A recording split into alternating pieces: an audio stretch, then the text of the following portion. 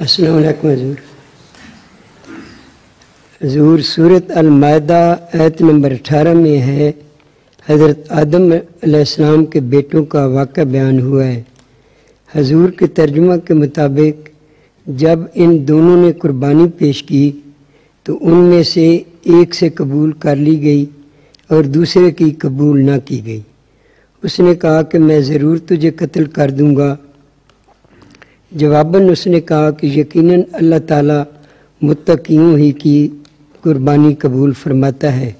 اگر تو نے میری طرف اپنا ہاتھ بڑھایا تاکہ مجھے قتل کرے تو میں جواباً تیری طرف اپنا ہاتھ نہیں بڑھاؤں گا تاکہ میں تجھے قتل کروں۔ حضور سوال یہ ہے کہ متقی نے کیوں اپنا دفاع نہ کیا؟